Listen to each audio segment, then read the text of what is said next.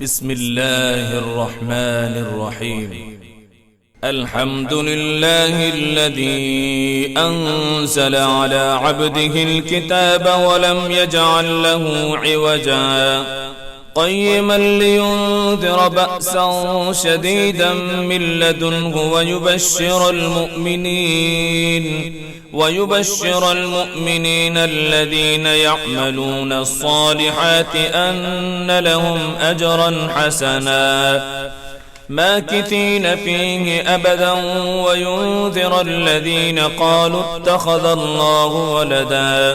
ما لهم به من علم ولا لآبائهم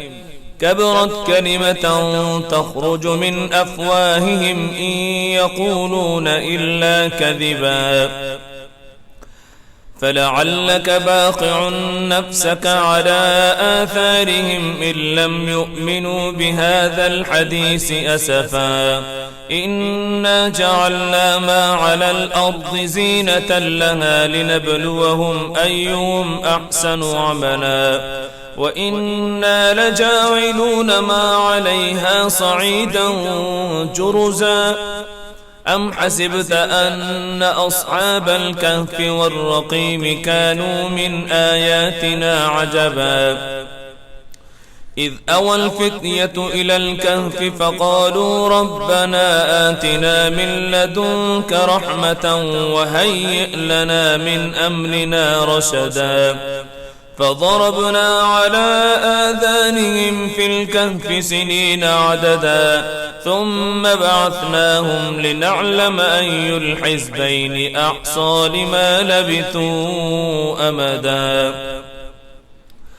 نحن نقص عليك نبأهم بالحق إنهم فتية آمنوا بربهم وزدناهم هدى وربطنا على قلوبهم إذ قاموا فقالوا ربنا رب السماوات والأرض لن ندعو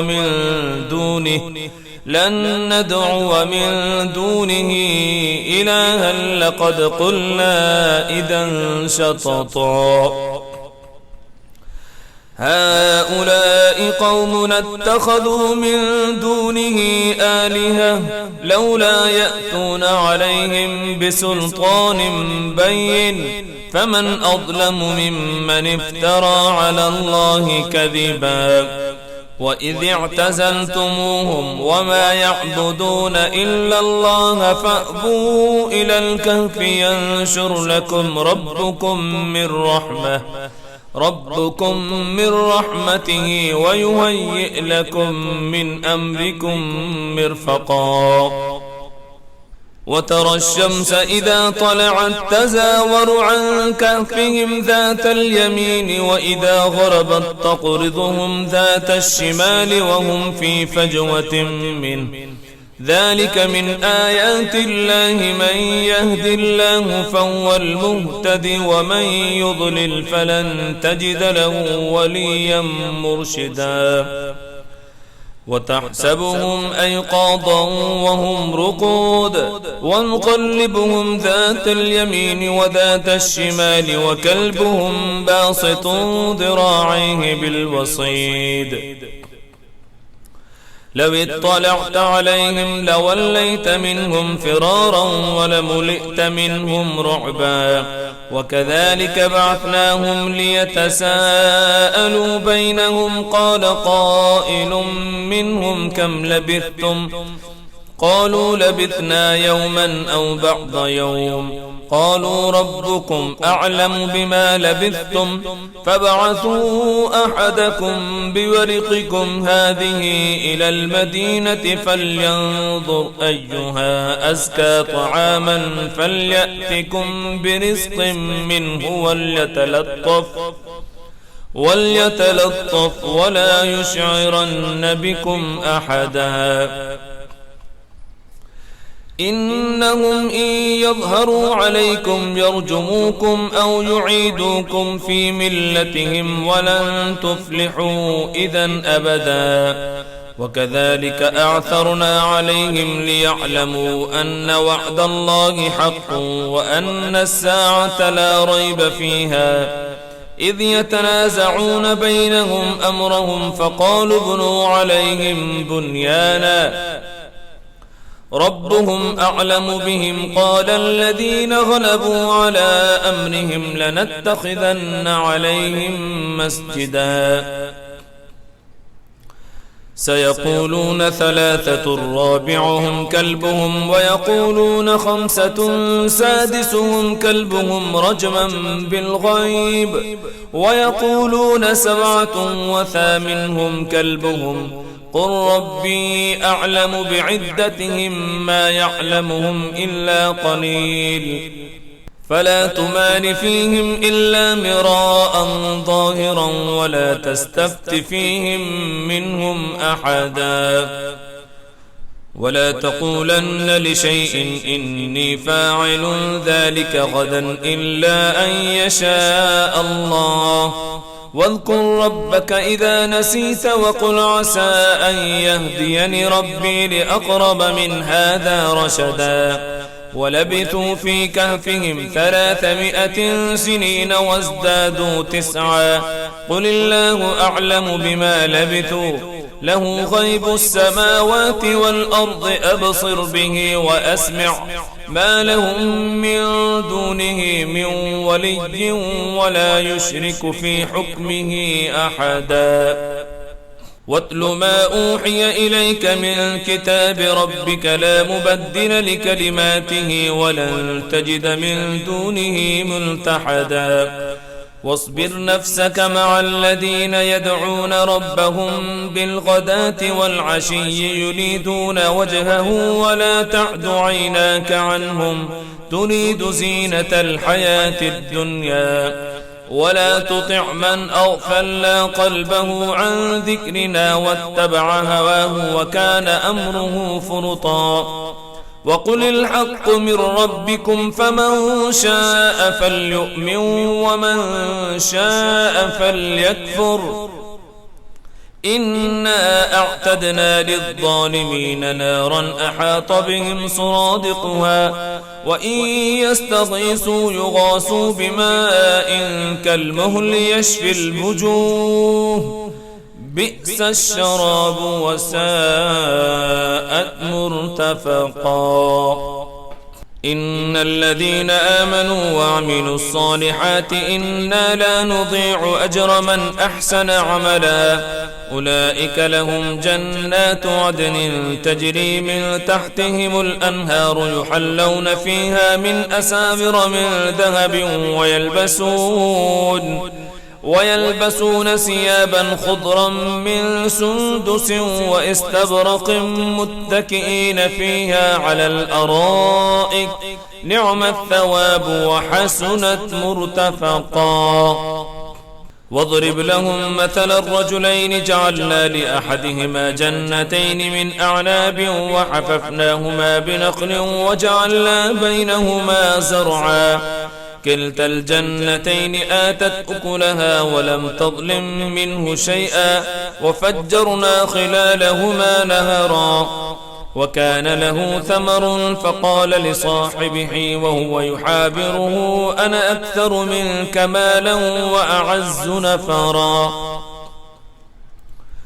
ودخل جنته وهو ظالم لنفسه قال ما أظن أن تبيد هذه أبدا وما أظن الساعة قائمة ولئن رددت إلى ربي لأجدن خيرا منها منقلبا قال له صاحبه وهو يحابره أكفرت بالذي خلقك من تراب ثم من نطفة ثم سواك رجلا لكن هو الله ربي ولا أشرك بربي أحدا ولولا إذ دخلت جنتك قلت ما شاء الله لا حول ولا قوة إلا بالله إن ترني أنا أقل منك مالا وولدا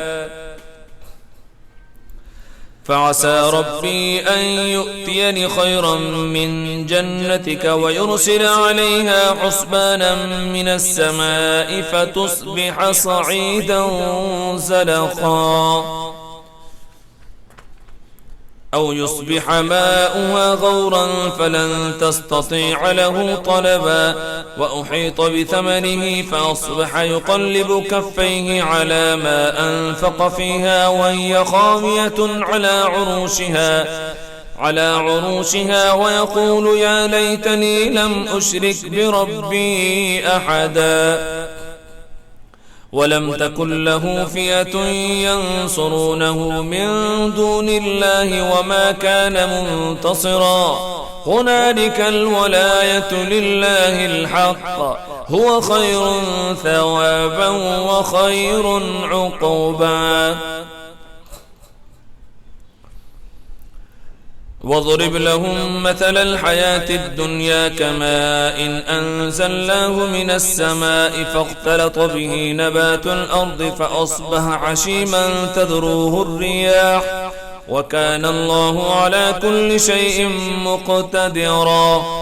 المال والبنون زينة الحياة الدنيا والباقيات الصالحات خير عند ربك ثوابا وخير أملا ويوم نسير الجبال وترى الأرض بارزة وحشرناهم فلم نغادر منهم أحدا وعرضوا على ربك صفا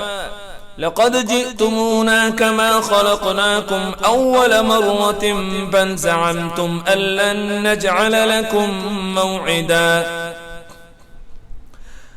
ووضع الكتاب فترى المجرمين مشفقين مما فيه ويقولون يا ويلتنا ما لهذا الكتاب لا يغادر صغيرة ولا كبيرة إلا أحصاها ووجدوا ما عملوا حاضرا ولا يظلم ربك أحدا وإذ قلنا للملائكة اسجدوا لآدم فسجدوا إلا إبليس كان من الجن ففسق عن أمر ربه أفتتخذونه وذريته أولياء من دوني وهم لكم عدو بئس للظالمين بدلا ما أشهدتهم خلق السماوات والأرض ولا خلق أنفسهم وما كنت متخذ المضلين عضدا ويوم يقول نادوا شركائي الذين زعمتم فدعوهم فلم يستجيبوا لهم وجعلنا بينهم موبقا ورأى المجرمون النار فظنوا أنهم مواقعوها ولم يجدوا عنها مصرفا ولقد صرفنا في هذا القرآن للناس من كل مثل وكان الإنسان أكثر شيء جدلا وما منع الناس أن يؤمنوا إذ جاءهم الهدى ويستغفروا ربهم إلا أن تأتيهم سنة الأولين أو يأتيهم العذاب قبلا وما نرسل المرسلين إلا مبشرين ومنذرين ويجادل الذين كفروا بالباطل ليدحضوا به الحق واتخذوا آياتي وما أنذروا هزوا ومن أظلم ممن ذكر بآيات ربه فأعرض عنها ونسي ما قدمت يداه إنا جعلنا على قلوبهم أكنة أن يفقهوه وفي آذانهم وقرا وإن تدعهم إلى الهدى فلن يهتدوا إذن أبدا وربك الغفور ذو الرحمة لو يؤاخذهم بما كسبوا لعجل لهم العذاب بل لهم موعد لن يجدوا من دونه موئلا وتلك القرى أهلكناهم لما ظلموا وجعلنا لمهلكهم موعدا وإذ قال موسى لفتاه لا أبرح حتى أبلغ مجمع البحرين أو أمضي حقبا فلما بلغا مجمع بينهما نسيا حوتهما فاتخذ سبيله في البحر سربا فلما جاوزا قال لفتاه آتنا غداءنا لقد لقينا من سفرنا هذا نصبا قال أرأيت إذ أوينا إلى الصخرة فإني نسيت الحوت وما أنسانيه إلا الشيطان أن أذكره واتخذ سبيله في البحر عجبا قال ذلك ما كنا نبغي فارتدا على آثارهما قصصا فوجدا عبدا من عبادنا آتيناه رحمة من عندنا وعلمناه من لدنا علما قال له موسى هل أتبعك على أن تعلمني مما علمت رشدا قال إنك لن تستطيع معي صبرا وكيف تصبر على ما لم تحط به خبرا قال ستجدني إن شاء الله صابرا ولا أعصي لك أمرا قال فإن اتبعتني فلا تسألني عن شيء حتى أحدث لك منه ذكرا فانطلقا حتى إذا ركبا في السفينة خرقها قال أخرقتها لتغرق أهلها لقد جئت شيئا إمرا قال ألم أقل إنك لن تستطيع معي صبرا قال لا تؤاخذني بما نسيت ولا ترهقني من أمري عسرا فانطلقا حتى إذا لقيا غلاما فقتله قال قتلت نفسا زكية بغير نفس لقد جئت شيئا نكرا قال ألم أقل لك إنك لن تستطيع معي صبرا قال إن سألتك عن شيء بعدها فلا تصاحبني قد بلغت من لدني عذرا فانطلقا حتى إذا أتيا أهل قرية استطعما أهلها فأبوا أن يضيفوهما فوجدا فيها جدارا يريد أن ينقض فأقامه قال